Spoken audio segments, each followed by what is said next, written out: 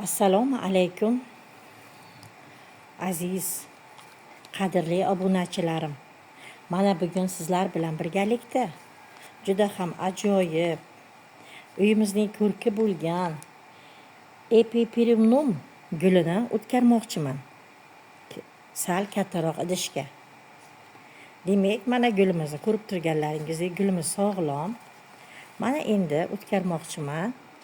Men endi bir yangi yaratmoqchiman azizlarim. Mana ko'rib turganlaringizdek sintetikali arqonchadan foydalanmoqchiman. Mana. Azizlarim,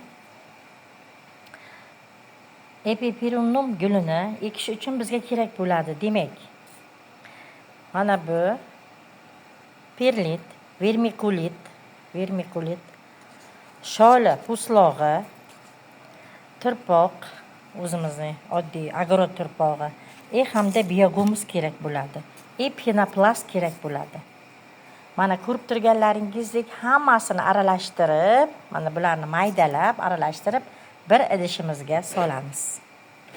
Demak, asta-sekinlik bilan hammasini asta-sekinlik bilan solishni boshlaymiz.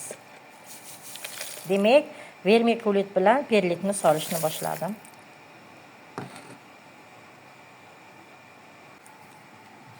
Azizlarim, mana ko'rib turganlaringizdek, mana sintetikali shinurcha ipimizni gashokchamizga qo'yib oldik. Epiperium gulini o'tkazishni boshladik. Demak, penoplastlarimizni solamiz. Ko'rib turganlaringizdek, mana penoplastlarni soldik. Mana arqonchamiz ham chiqib, mana bunday bo'lishi kerak.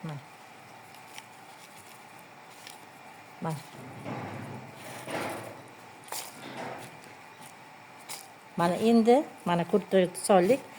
Ana endi aralashma o'g'itlarimizni solamiz azizlarim. Mana ko'rib turganlaringizdek. Ana endi avaylab asta-sekinlik bilan epiperium gulimizni o'tkazishni boshlaymiz. Mana. Demak, arqoncha tomiriga yaqin bo'lib turishi kerak. Sintetikali arqoncha bo'lishi shart. Paxtali ipchamiz bo'lsa, chirib ketishi mumkin.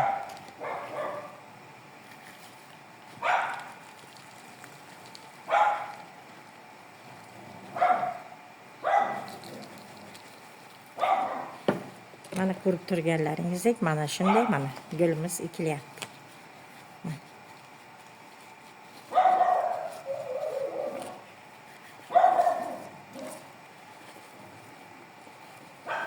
Mana bosib qo'yamiz.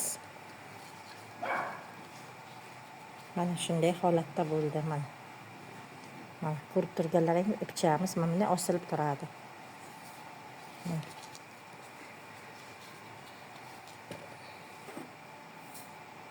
Ana endi azizlarim, albatta suv qo'yamiz.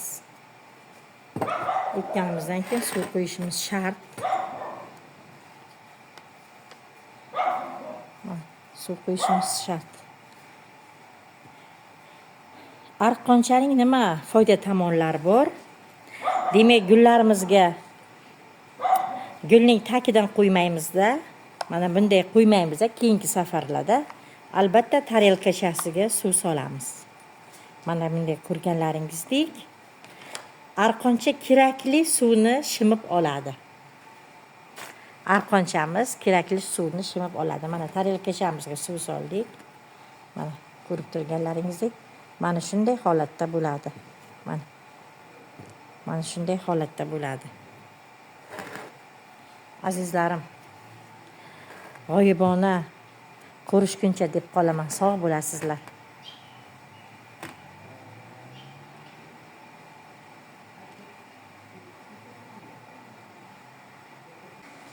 Mana azizlarim, epiperium gulimiz ham tayyor. Mana ekib bo'ldik. Mana ko'rib turganlaringizdek, mana shunday holatda bo'ladi. Mana keyingi safarlarda mana shunday suv quyishni boshlaysizlar. Mana yonidan mana shunday suv quyiladi. albatta mana ko'tarib ko'rsatishim mumkin. Mana ipchalari. Mana shu ipchadan suv ichadi gulimiz. Mana ko'rib turganlaringizdek mana shunday holatda bo'ladi. Azizlarim, g'oyibona ko'rishguncha sog' salomat bo'lasizlar. Allohim sog'lik tinchligimizni bersin hammamizni.